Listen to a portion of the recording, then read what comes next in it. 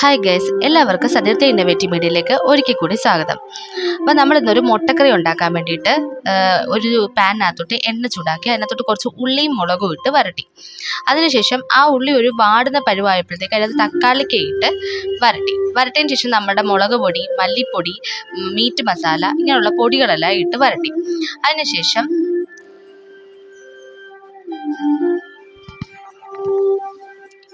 അതിനുശേഷം കുറച്ച് വെള്ളം ഒഴിച്ച് ഉപ്പിട്ട് വേവിച്ചു.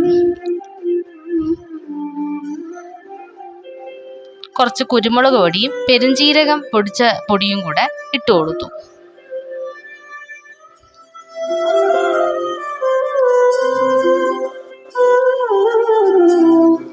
നമ്മൾ മുട്ട പുഴുങ്ങിയ മുട്ടയായിരുന്നു. അപ്പോൾ ആ മുട്ട നമ്മൾ എടുത്തിട്ട് കുറച്ച് മഞ്ഞപ്പൊടിയും കുരുമുളകും ഇട്ട് അത് കുറച്ച് വരഞ്ഞു കൊടുത്തിട്ട് ആ മസാല നന്നായിട്ട് അതിനകത്തെല്ലാം പിടിക്കാൻ, മുട്ടയ്ക്കകത്ത് മൊത്തം നന്നായിട്ട് പിടിക്കാൻ വേണ്ടിയിട്ട് വരഞ്ഞു കൊടുത്തു. എന്നിട്ട് മഞ്ഞപ്പൊടിയും കുരുമുളക് പൊടിയും കൂടെ ഇട്ട് നന്നായിട്ട് അത് മസാല പിടിക്കാൻ വേണ്ടി നന്നായിട്ട് അത് പുരട്ടിയെടുത്തു.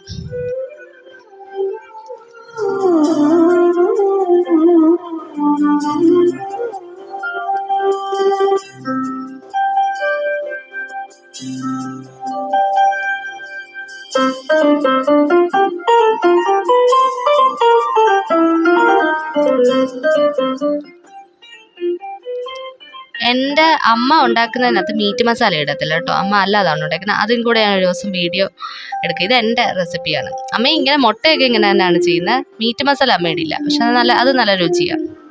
ഇത് ഞാൻ അടുത്ത വീഡിയോയിൽ ഇടുന്നതായിരിക്കും.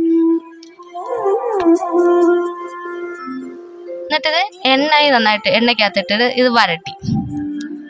നമുക്ക് വെറുതെ മുട്ട ഇങ്ങനെ തിന്നാൻ നല്ലൊരു ടേസ്റ്റ് ആട്ടോ. ഇങ്ങനെ